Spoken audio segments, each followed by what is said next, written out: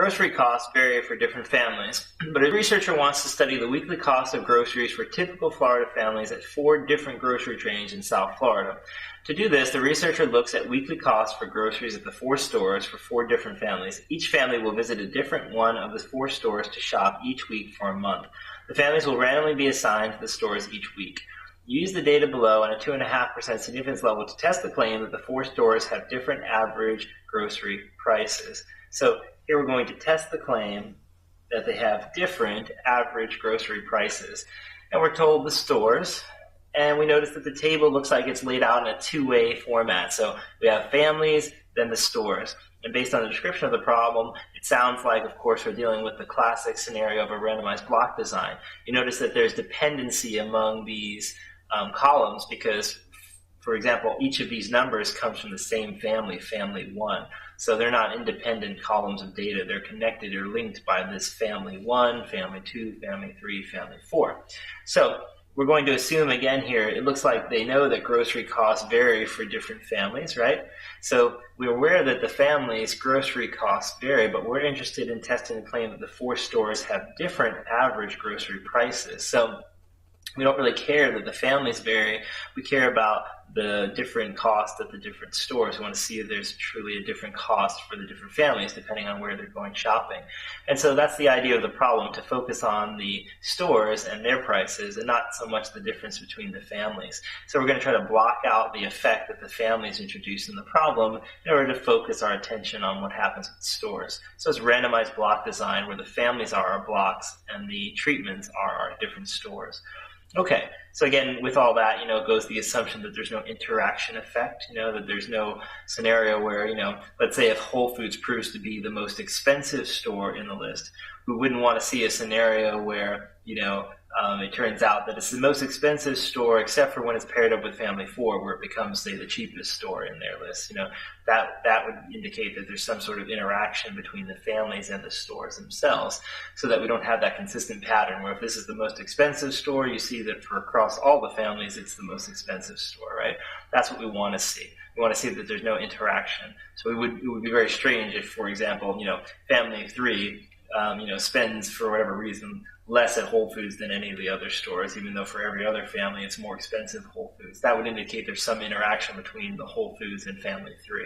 But we don't see that in the data, and if we did a special plot, we'd be able to see that more visually. But basically we're going to assume that that's the case, that there is no interaction effect. All right, so from there, the next step is, after we're aware that it's randomized block design, and sometimes that takes a little bit to think through the problem to make sure, but here it's clear that it's randomized block design. Our next step then is to go ahead and come up with the claim that we have from the problem. So let's do that as our very next step. So this problem says, test the claim that the 4 stores have different average grocery prices. Different average grocery prices. Okay, so let's write that down first. So the claim is that they have different average prices. Okay, so I've abbreviated some of the words before this. But we're saying the claim is that the 4 stores have different average grocery prices. All right, let's get HO and HA from there. For the HO, we're basically saying that they're all the same. So the mean price for store 1, which I think was Publix, is equal to the mean price for store 2, which I believe in this case was Target. Let me just double check, so I don't remember actually. Yeah, Publix, Target, Costco, and Whole Foods. Okay, so Publix, then is Target. That'll be equal to the mean price for Costco, equal to the mean price for Whole Foods. All right, and then for HA, we're going to have a scenario where we say that at least one of these stores has significantly different prices. Okay, so I abbreviated it a little bit to fit it in the line, but it says at least one of the stores has significantly different prices. Okay, so at that point, the next step is going to be to manipulate the data and put it into this ANOVA table. So let's draw the ANOVA table as we've done in the past. So we'll create a box here that we'll fill in the ANOVA table into. And we're going to have the sources of variation. We'll have a column for that. We'll have a column for the degrees of freedom. We'll have a column for the sum of squares, a column for the mean squares, and lastly, a column for the test statistic F. So sources of variation, degrees of freedom, sum of squares, mean square, and F. All right, and then for the sources, we're going to have treatments. So we'll have variation due to the treatments. That'll be the stores in this case. We'll have variation due to the blocks.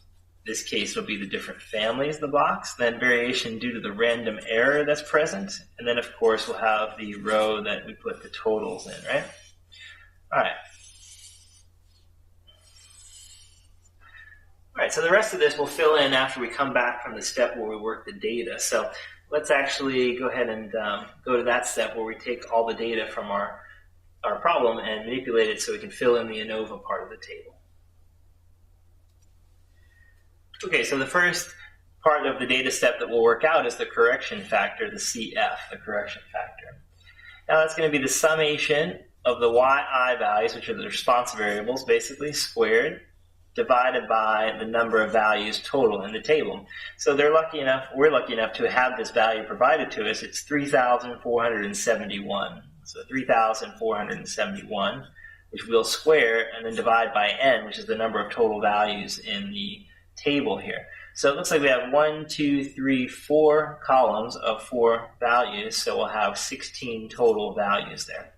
Let's work out the correction factor, see what that gives us.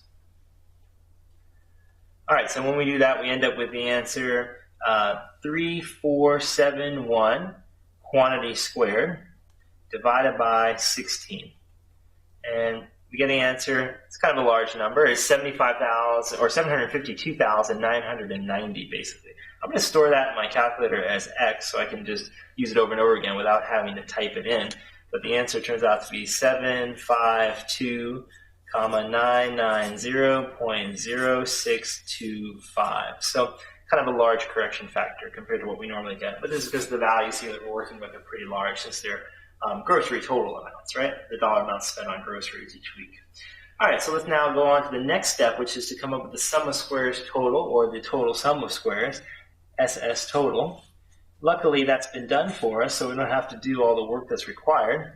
It's the same work we did in the previous, by the way, completely randomized design problems. If you want to get the sum of square total, you actually square each and every single value in the table. That takes a lot of work, right? Once you square them all, you add them all up, and you divide by the number of values you have. You don't divide by the number of values, pardon me. You square all these values, you add them all up, and then you subtract off the correction factor that we calculated in this other part of the problem. So either way, it ends up giving us 83,328.9375. So that's your sum of squares total. All right, next step is to get SST, which is the sum of squares for treatment.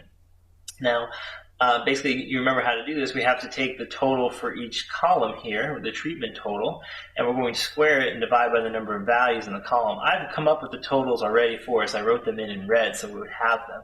So the total for the first one is 834. We're going to square that and divide by 4 because there are 4 values. There are also 4 blocks. Remember, this number is the same as the block total, right? Or the number of blocks, pardon me. And then we have 743 squared divided by 4. Then we have 794 squared divided by 4. And then the total for this column is 1100. So 1100 squared divided by 4 minus the correction factor. All right, so let's see what that gives us. So we're going to end up with 834 squared divided by 4 plus 743 squared divided by 4 plus 794 squared divided by 4 plus 1100 squared divided by 4. And all that minus our correction factor, which I programmed in my calculator, stored in my calculator under x. Okay, so we work that out, we get 19,020.1875. So 19,020.1875. 1875. Okay, so that's our correction factor. Sorry, not our correction factor, our sum of squares for treatment. So we've got our sum of square for total, our sum of square for treatment. Next step is to get sum of square for blocks. So sum of squares for blocks. Sum of squares for blocks is basically just like the sum of squares for treatment, but now we work in the blocks, right? So the blocks are the families here. And what we're going to do is we're going to square each of these values and divide by the number of values in the row. That'll be the same as the number of treatments, or 4. So we're going to have 920 squared divided by 4 plus 1,225 squared divided by 4 plus 759 squared divided by 4 plus 567 squared divided by 4 minus the correction factor. Okay, so it's going to be a very large set of numbers when we square these values, but it's okay because we're going to do them all at once. So 920 squared divided by 4 plus 1225 squared divided by 4 plus 759 squared divided by 4 plus 567 squared divided by 4, and of course minus our correction factor, which I again have stored in my calculator already as x. And when I work that out, I get 58,158. So 58,158 point, and then we have 6875, 6875. Okay, so again, that's our sum of squares for blocks.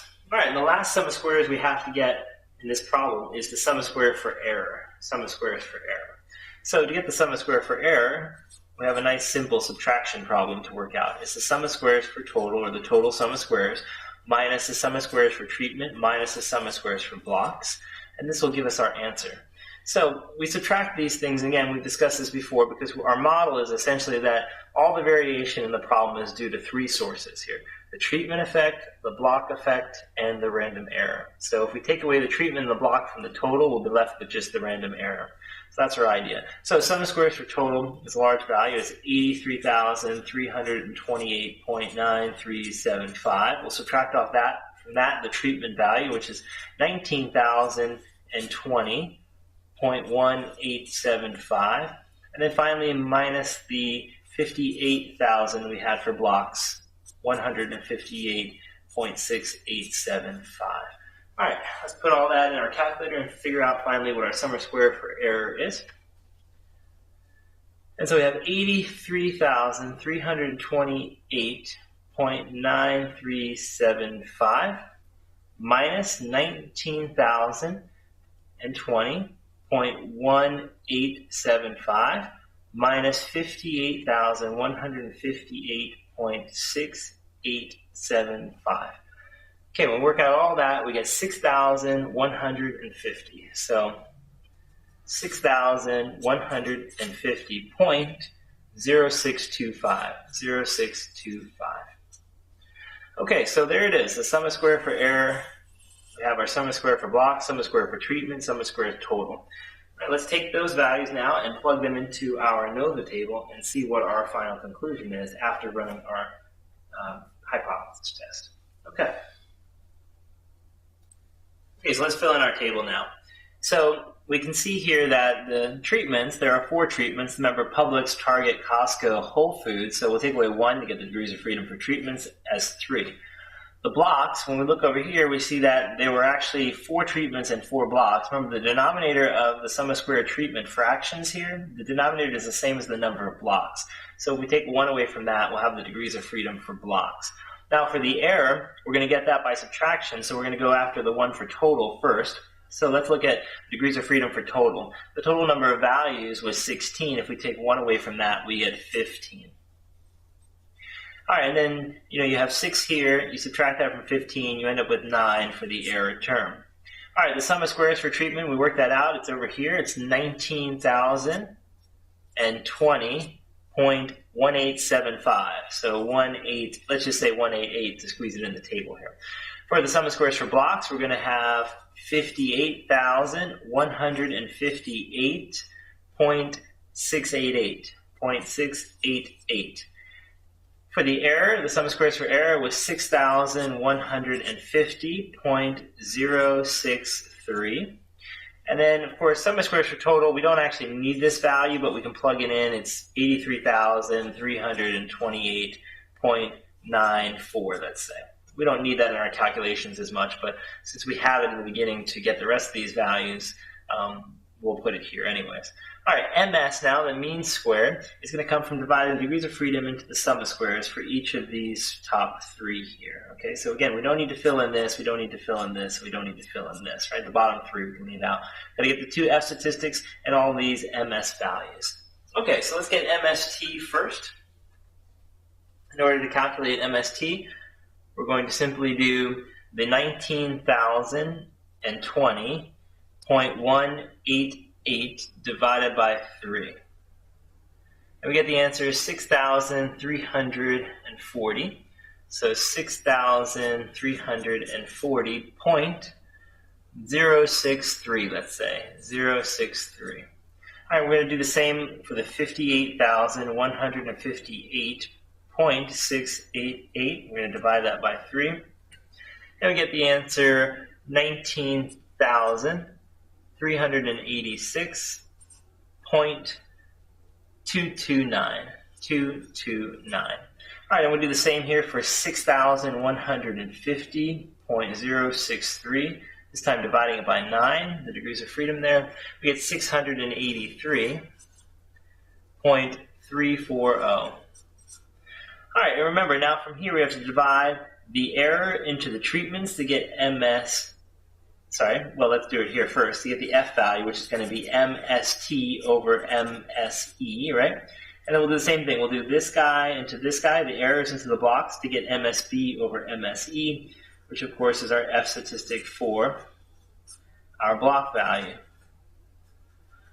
Okay, so we can calculate this test statistic here, but we don't actually usually run the test upon that. We could, but we don't have to unless we're interested in it. So 19,386.229 divided by 683.340. So we do this one, the 683 into the 19,000, we get the answer 28.370. 370. So it looks like that's probably going to be significant. So the blocks look significant, so probably we'd find that in the rejection region, which means that it was a good idea to separate the families out and block out their differences, because they do have some differences there. Now let's talk about this guy. So error into the treatments is going to give us 6,340.063 divided by 683.340. And when we're done with that, we get the answer 9.278. 9.278. So let's compare that test statistic for the treatments, which is for the grocery stores. Let's compare that test statistic against a critical value. So we're going to go to our table and determine that. So before we do that, let's go ahead and set up the critical region. To set up the critical region, we're going to draw the F curve and then determine the numerator degrees of freedom, the denominator degrees of freedom, and so on and so forth. So let's do that here quickly. Just place this over here and let's draw our F curve for a minute. So our F curve, again, looks like a right skewed distribution with a tail here. That's going to be our rejection region. Starts here at 0. And we're trying to determine where the critical F value is on the number line. We want to know what number it is. So we're going to use our alpha. If you look back at the problem, it was 2.5%. So 0.025 was the alpha. And then we had numerator degrees of freedom. So what was the degrees of freedom for the MST value? It was 3, right? And then the denominator degrees of freedom, the MSE value, so that was 9. So that's what we're going to go to our table and look up. We're going to look up degrees of freedom 3, degrees of freedom 9 on the 0.025 table. And remember that 3 is your numerator degrees of freedom, 9 is your denominator degrees of freedom, and look it up on the 0.025 table. So let's go there now and get our critical value. Okay, so we're on the F table, the 0.025 F table, and we're looking for numerator degrees of freedom 3 and denominator degrees of freedom 9, and we find the answer 5.08. Okay, so we found our critical value to be 5.0781. Now looking at our F test statistic for treatments, we found it to be 9.278. So that's clearly in the reject HO region. So we're going to decide to reject the null hypothesis, therefore support the alternative hypothesis. And looking back at our claim, it said, basically that the stores had different average prices, which is the idea behind HA. So we're going to say the sample data support the claim. The sample data supports the claim.